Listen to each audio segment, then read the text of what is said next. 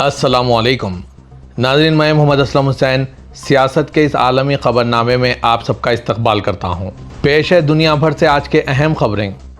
امریکہ کے صدر Donald Trump نے آج یہ اشارہ دیا کہ وہ نیو یارک سٹی کے میئر زہران ممدانی سے ملاقات کا ارادہ رکھتے ہیں اور یہ کہ دونوں کچھ نہ کچھ کام کر لیں گے۔ یہ بیان اس حقیقت کی طرف اشارہ کرتا ہے کہ ریپبلکن صدر اور ڈیموکریٹک پارٹی کے ابھرتے ہوئے سیاسی ستارے جو ایک دوسرے کو عرصے سے سیاسی مخالف کے طور پر پیش کرتے رہے ہیں، ان دونوں کے درمیان ممکنہ طور پر کشیدگی میں کمی آ سکتی ہے۔ امریکی صدر گزشتہ کئی مہینوں سے ممدانی پر تنقید کرتے رہے ہیں، انہیں جھوٹا طور پر کمیونسٹ قرار دیتے ہوئے اور یہ پیش گوئی کی تھی کہ اگر ڈیموکریٹک سوشلسٹ منتخب ہوئے تو نیو یارک تباہ ہو جائے گا۔ ڈونلڈ ٹرمپ نے یہاں تک دھمکی دی کہ یوگانڈا میں پیدا اور بعد میں قدرتی شہریت حاصل کرنے والے امریکی شہری ممدانی کو ملک بدر کر دیں گے اور نیو یارک سٹی کے وفاقی فنڈز روک دیں گے۔ زہران ممدانی ایک نسبتاً غیر معروف ریاستی قانون ساز سے ابھرتے ہوئے سوشل میڈیا اسٹار اور ٹرمپ مخالف مہم کی علامت بن کر سامنے آئے۔ اپنے میئر الیکشن کے دوران انہوں نے ترقی پسند پالیسیوں کے پورے پیکیج اور صدر ٹرمپ کی دوسری مدت میں سامنے آئی سخت غیر تارکین وطن مخالف پالیسیوں کی کھلی مخالفت پر مبنی مہم چلائی۔ صرف 34 سال کی عمر میں انہوں نے نیو یارک کے وسیع حلقوں میں مقبولیت حاصل کی اور سابق گورنر اینڈریو کومو جیسے سیاسی ہیوی ویٹ کو تقریباً 9 پوائنٹ سے شکست دی۔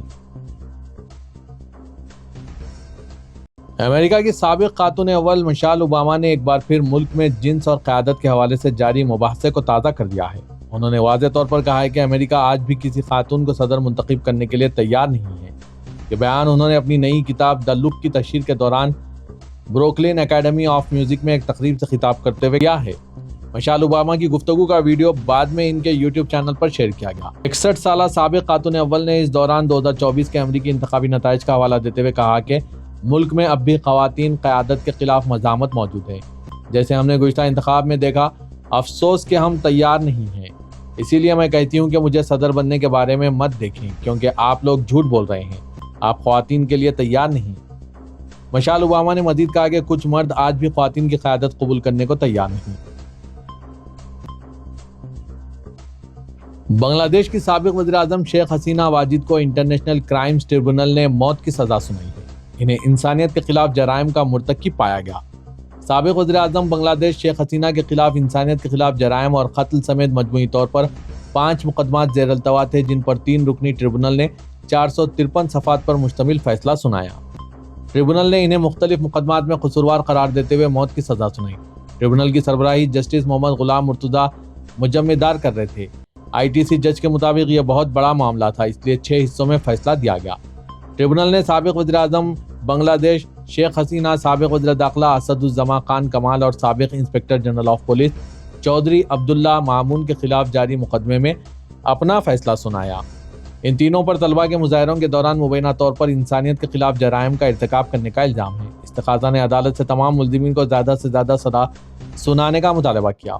شیخ حسینہ کے علاوہ ان کے دور اقتدار میں وزیر داخلہ رہے اسد اور سابق پولیس چیف چودھری عبداللہ پر بھی الزامات عائد کیے گئے۔ خیال رہے کہ اقتدار سے بے دخلی کے بعد سے شیخ حسینہ بھارت میں پناہ لی ہوئی ہے۔ اس مقدمے کا فیصلہ ان کی غیر حاضری میں سنایا گیا۔ بنگلہ دیش کے ڈھاکہ میں انٹرنیشنل کرائمز ٹریبونل نے بنگلہ دیش کی سابق وزیر اعظم کو غیر حاضری میں موت کی سزا سنائی۔ اس فیصلے کا تعلق گزشتہ سال کے طلبہ کے احتجاج کے خلاف کریک ڈاؤن سے ہے، جس کے نتیجے میں بڑی تعداد میں طلبہ اور عام شہری مارے گئے تھے۔ عدالت نے کہا کہ حسینہ نے براہ راست طاقت کے استعمال کا حکم دیا، جبکہ دفاع نے پورے کیس کو سیاسی سازش قرار دیا۔ فیصلے کے بعد ڈھاکہ، نارائن گنج، راجشاہی، چٹاگنگ اور سلہٹ جیسے شہروں میں پرتشدد مظاہرے پھوٹ پڑے۔ حسینہ کے حامیوں نے اسے عدالتی قتل قرار دیتے ہوئے سڑکیں بلاک کر دی اور سرکاری عمارتوں کے باہر احتجاج کیا۔ کئی مقامات پر بسوں، پولیس چوکیوں اور موٹر سائیکلوں کو آگ لگا دی گئی، دکانوں میں توڑ پھوڑ کی گئی اور سیکورٹی فورسز پر پتھراؤ کیا گیا۔ پولیس نے ہجوم پر قابو پانے کے لیے آنسو گیس، ربڑ کی گولیاں اور واٹر کینن کا استعمال کیا۔ شیخ حسینہ کی جماعت عوامی لیگ کے کارکنوں اور حامیوں نے اس فیصلے کو ایک سوچی سمجھی اور سیاسی طور پر محرک سازش قرار دیا ہے۔ ایران کے وزیر خارجہ عباس عراقچی نے آج ایک بیان میں کہا ہے کہ تہران اب ملک کے کسی بھی مقام پر یورینیم کی آفزودگی نہیں کر رہا ہے۔ وزیر خارجہ عباس عراقچی نے ایران کا دورہ کرنے والے ایسوسیٹ پریس کے ایک صحافی کے سوالات کے جوابات دیے۔ یہ جوابات جون میں اسرائیل اور امریکہ کی جانب سے ایران کے افزودگی مراکز پر بمباری کے بعد سے ایران حکومت کی جانب سے ملک کے جوہری پروگرام کے بارے میں دیے گئے واضح ترین جوابات تھے۔ عراقچی نے کہا کہ ایران میں کوئی غیر اعلان شدہ جوہری آبزودگی نہیں ہو رہی ہے۔ ہماری تمام تنصیبات بین الاقوامی ایٹمی توانائی ایجنسی کی حفاظت اور نگرانی کے تحت ہے۔ ہماری آبزودگی تنصیبات پر حملے کیے گئے ہیں اور اس وقت کوئی آبزودگی نہیں ہو رہی ہے۔ وزیر کہ ایران حکومت نے اے پی کے رپورٹر کو ایک سربراہ اجلاس میں شرکت کے لیے 3 روزہ ویزا جاری کیا تھا۔ اجلاس میں برطانیہ کے بڑے میڈیا اداروں اور دیگر ذرائع ابلاغ کے صحافیوں نے بھی شرکت کی۔ یورپی دفاع کمشنر اینڈریوس کابلیس نے آج کہا کہ یورپ روسی ڈرون حملے سے مؤثر انداز میں نمٹنے کے لیے تیار ہیں اور خود کو بہتر طور پر محفوظ کرنے کے لیے یوکرین کی جنگ آزمودہ صلاحیتوں کو شامل کرنا چاہیے۔ یہ 27 رکنی بلاک اپنے ڈرون دفاع کو مضبوط کرنے کی جلدی میں ہے کیونکہ سپٹمبر میں نیٹو کے طیاروں نے پولینڈ کے اوپر روسی ڈرونز کو مار گرایا تھا۔ کابلیس نے ویلینس میں اپنی تقریر میں کہا، ہمیں یہ سمجھنے میں 2 سال سے زیادہ اور پولینڈ کے خلاف روسی محرکات کا کیوں انتظار کرنا پڑا۔ ہم روسی ڈرونز کا تعین کرنے اور انہیں کم خرچ طریقوں سے تباہ کرنے کے لیے تیار نہیں۔ روسی سیکھ رہے ہیں، کیا ہم سیکھ رہے ہیں؟ نیٹو نے اپنی مشرقی سرحد پر کمک بھیجی ہے اور یہ پولینڈ کے واقعے کے بعد مزید ڈرون دفاعی نظام تعینات کر رہا ہے۔ فلسطینی وزارت صحت نے اطلاع دی ہے کہ اسرائیلی فوج نے مقبوضہ مغربی کنارے میں حملوں کے دوران ایک فلسطینی لڑکے کو ہلاک اور 4 کو زخمی کر دیا۔ وزارت نے ایک بیان میں بتایا کہ 15 سالہ لڑکا توبہ شہر کے جنوب میں واقع الفاریہ پناہ گزین کیمپ میں اسرائیلی فورسز کی فائرنگ سے ہلاک ہو گیا۔ سرکاری خبررساں ادارے وافا نے اطلاع دی ہے کہ کیمپ میں 2 افراد کو شیلنگ کے ٹکڑوں سے زخمی حالت میں طبی امداد دی گئی، جبکہ ایک تیسرے زخمی نوجوان تک ایمبولنس کو پہنچنے سے روک دیا گیا، جسے بعد ازاں مردہ قرار دیا گیا۔ عینی شاہدین نے اناتولو ایجنسی کو بتایا کہ جب اسرائیلی فورسز کے کیمپ پر چھاپا مارا تو جھڑپ پیش آئی۔ انہوں نے براہ راست فائرنگ کی جس سے لوگ زخمی ہوئے ہیں۔ وافا کے مطابق مقبوضہ مغربی کنارے کے شمالی علاقے جنین میں 2 فلسطینی اس وقت زخمی ہوئے جب ایک اسرائیلی فوجی گاڑی نے ایک ٹیکسی کو مار کر اسے شہر کے مغرب میں واقع حیفا اسٹریٹ پر دوسری گاڑی میں دے مارا۔ فلسطینی عدد شمار کے مطابق اکتوبر 2023 میں غزہ میں جنگ چھڑنے کے بعد سے مغربی کنارے میں اسرائیلی فوج اور غیر قانونی آبادکاروں کے حملے بڑھ گئے ہیں، جن میں 1073 سے زائد فلسطینی ہلاک اور 10,700 سے زیادہ زخمی ہوئے۔ برطانوی حکومت نے 3 افریقی ممالک پر ویزا پابندیاں لگانے کی دھمکی دی ہے جب تک کہ وہ غیر قانونی تارکین وطن کی واپسی قبول نہیں کرتے۔ فرانسیسی نیوز ایجنسی AFP کے مطابق برطانیہ کی وزارت داخلہ نے ایک بیان میں کہا ہے کہ وہ انگولا، نیمیبیا اور جمہوریہ کانگو کے شہریوں کو ویزا دینا بند کر دے گی اگر یہ ممالک اپنے مجرموں اور غیر قانونی تارکین وطن کی واپسی قبول نہیں کرتے۔ توقع ہے کہ وزیر داخلہ شبانہ محمود آج ان اصلاحات کا اعلان کر رہی ہے، جنہیں حکومت نے غیر قانونی ہجرت سے نمٹنے کے لیے جدید دور کی سب سے بڑی اصلاحات قرار دیا ہے۔